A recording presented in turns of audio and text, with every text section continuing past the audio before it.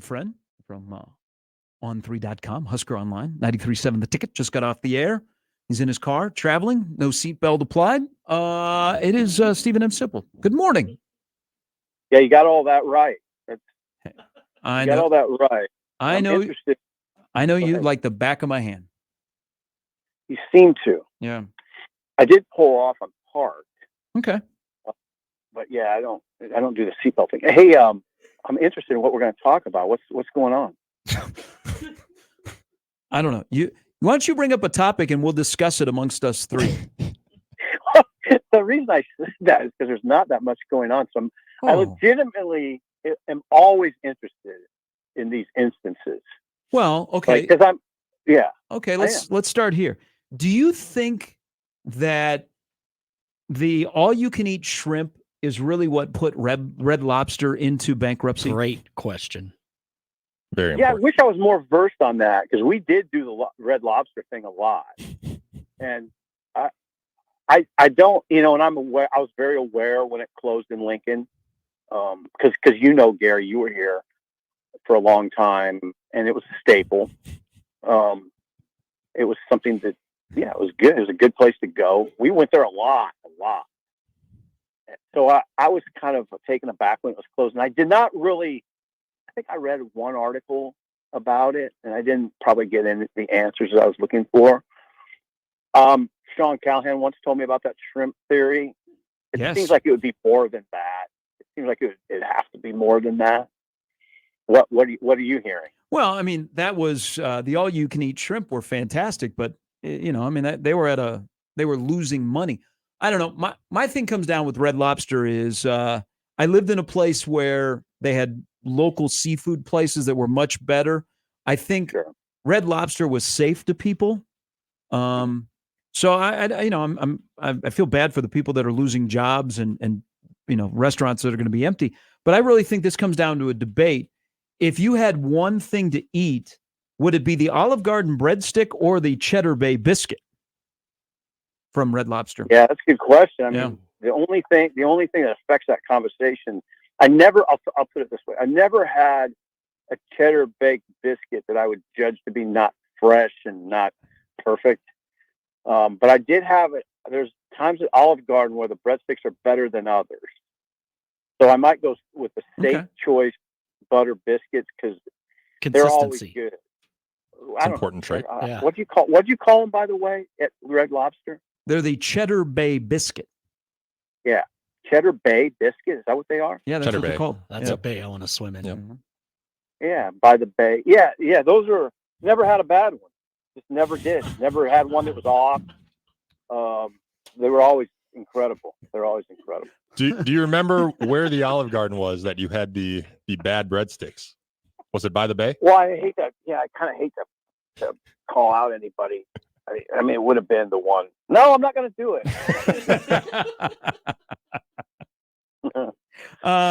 Good catch there. You know what I'm talking about, though. You can get a breadstick that's not. Some breadsticks are better than others at certain times. Yeah, some are harder than others. I know. I've been there. And then it just kind of ruins the experience. Yeah. It does. Yeah. So Nebraska went 5-7 last year, but yet off of 5-7 with a second-year coach, they are attracting a lot of eyeballs when it comes to recruits. They got their quarterback, Jamarian Parker, who is a 4-star running back, appears to be inching closer to the finish line. David Sanders had a good visit. Dawson Merritt is down to Nebraska and Alabama, 4-star linebacker. How are they able to attract and possibly reel guys in, which includes Mangum, who just finished his visit, the Michigan State transfer? They're 5-7, Sip, second-year head coach. How are they able to attract and get close to reeling these guys in off of just one season? Good package. It's a good package. You can't. There's no way you're going to do it. If I would answer this with one thing, it would not be genuine. It would be a bad answer. But right now, Nebraska to any recruit presents a good package, not a perfect package. 5-7 makes it imperfect. But what you have I mean, you have that. You have to acknowledge the training facility in this conversation for sure. You have to acknowledge Dylan Raiola in this conversation for sure. They have a high-profile, young, exciting quarterback who happens to be very personable and real, and good for the program guy. You have a head coach who is. I mean, come on. If Matt Rule wasn't the head football coach, how would you feel about Matt Rule as the head of your sales department? I mean, would he be an incredible salesman? I would say he would be. Yeah, he's a man with a plan. Panthers fans would call him a used car salesman. He's very verbal. He is extremely verbal. He's one of the best public speakers I've ever seen, and I thought that was just me. But then you hear, as the year has gone on, or the time he's been here has gone on, you hear more and more people say, "No, he is. He's an incredible." So he's an incredible salesman. Facility coach who's a salesman, a young and exciting quarterback, and then you just have the whole. It's still Nebraska. I mean, it's still Nebraska, and all that entails. You still get the tradition and the history and just the sort of aura, and then. If you're a parent, and I hear this from parents, it's a safe spot. I mean, Lincoln's a safe place. I mean, and it's a good place. If you lived in West Palm Beach, Florida, you'd feel good about sending your son up to Lincoln from a safety standpoint. You'd feel good. So there's a package in the big. Then there's the Big Ten. So how many things have I named? 6 in that range. That's a package. It's still a good looking package. And if you catch a heater now and can win 8 or 9 and then follow that up with another good season, it'll get rolling pretty fast here. Sip, we were talking about this a little earlier about Colorado kickoff time announced earlier this week. Yeah. But how much is Rule going to stress to just focus on UTEP first? Because it's been so long that A, they've started a season 1-0, and B, that they've started a season at Memorial Stadium. Yeah, no, a lot. I mean, he mentioned it the other night, right? I mean, he mentioned it the other night on the radio, on the statewide radio, that Nebraska hasn't been 1-0 for a long time, since 2019. And he also said that he had a great line too. He said, paraphrasing, we just got to kind of shut up and go to work. And he followed it up by saying, he said, I'm confident in the guys here, and I think they'll do that. And I think that goes along with that Colorado conversation to a certain extent. Is just it's always a day at a time over there. They always take it that way, which is not. It's not great talk radio for you guys. It's very cliche, but that's the way you got to do it, and that's the way he does it. So that's a good question though, because this Colorado discussion is, I mean, it has really captured people's imagination. But UTEP is coming to town first, and here's the thing. Here's the other thing. This is why I'm confident in Rule. I don't worry about it like I would have with some other coaches where. This could get out of control. I don't mind saying it. I'm confident that head coach will have his team ready for UTEP, not looking to Colorado. Hey, I want to rewind the tape here because this includes recruiting and then on the heels of a really good offensive line recruiting class last year and a veteran group that, they expect to take the next jump. If you had to go back and revisit, and this was a hot topic, what you were writing about, what you were talking about back in December of 2022 when Matt Rule said, I'm going to retain Donovan Raiola. And he retained him. And now let's fast forward to the middle of May 2024, where they feel good about their offensive line room. They feel even better that they're recruiting the right offensive line room. When you think about the reasons that Rule laid out back in December of 2022 to now, how much of that makes sense on what he saw that maybe we didn't, that now has turned out to, man, they might be turning the corner when it comes to building offensive linemen again? Yeah. Now you have to. I agree with you, and it's an interesting question. They haven't turned the corner, though. It'd be a lot easier for me to answer it if they had. They haven't. Mhm. So, but now I will say this: That's fair. That's fair. After being around Rule a little bit now, I understand why he's drawn to Donovan. They're kind of cut out of the same cloth. They are. Now you're going to say, wait a second. You just said that Rule is, he's very verbal and he's a great salesman. And Donovan's not real verbal. And you don't think of Donovan as a salesman. He's very bottom line, old school guy. But Rule has a lot of that in him too. I mean, look how he practices. Look how he runs the ship. I mean, there's a lot of old school in Rule. I can see why he's drawn to Donovan. So what I'm getting at is I think there's still some degree of cynicism with the hire of Donovan because of his nephew. Oh yeah. But I always thought Rule sold it very well. That no, it's not about whether his nephew may or may not come here. And really at the time, I don't know. I'm trying to put these time elements together in my head, but when we were having that discussion about Donovan, when he was retained, I don't know that I was thinking Dylan would come here. I never really, I didn't know exactly where it was at that time, but I never really thought of it the way a lot of people were thinking of it, which is no, you got to retain Donovan because that's the way you're going to get Dylan. I never really pieced it like that.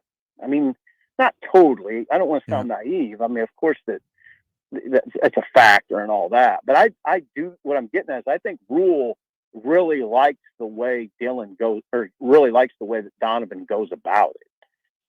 Goes about the teaching of those guys and the style, because it is a unique style, and Rule likes that style. If he didn't like that style, if he didn't like the way that Donovan approached it on a daily basis, I don't know that Donovan would be here, even with the Raiola name.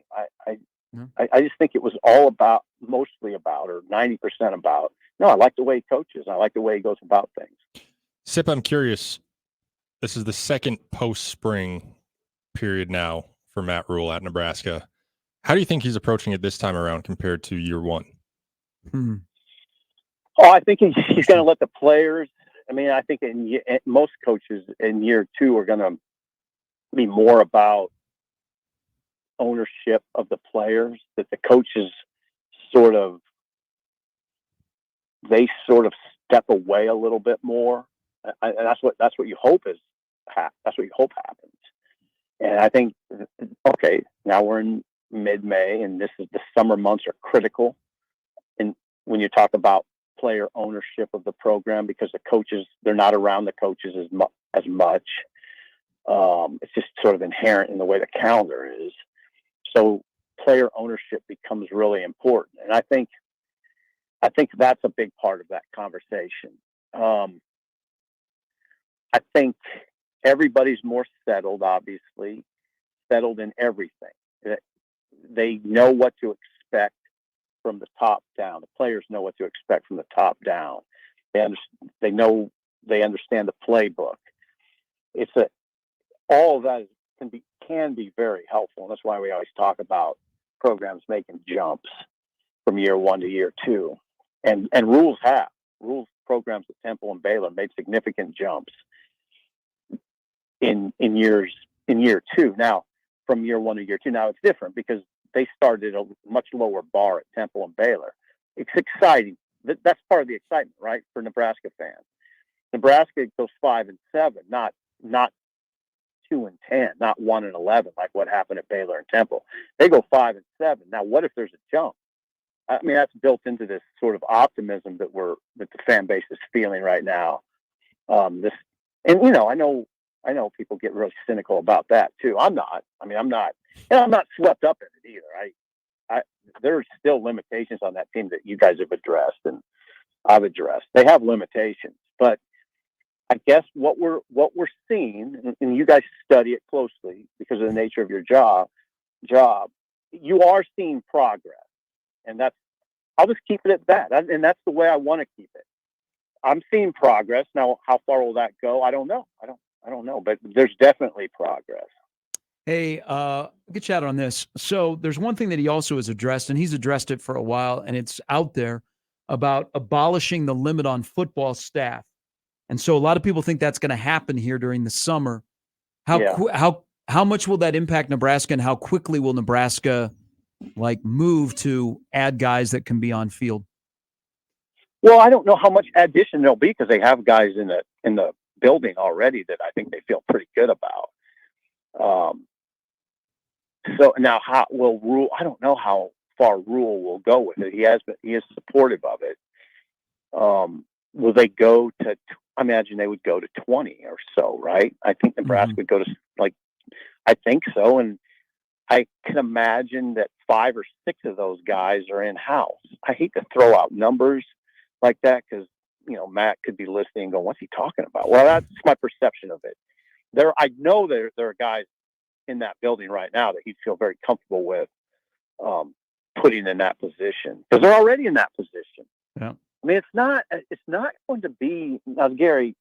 You could dispute this, but to me, it's not going to be this colossal change because a lot of these places already have guys in place on staffs that that they're ready. That's why they're there. We're talking about June. We're talking about next month. This is probably all going to be great. Yeah, I think Nebraska has enough support staff and guys. You're right. They analysts or whatever that whether they're on field more involved, who knows? But he won't disrupt the 10 he has working right now. Sip is Sip is always a go ahead. Yeah. No, I think you're right. I think you, as a head coach, you don't want to disrupt it too much. So that's it. But I appreciate it, guys. Yeah. Sip, as always, have a great weekend. Thanks, Sip. All right. It's Stephen M. Sipple. All right, coming up after the top of the hour, we got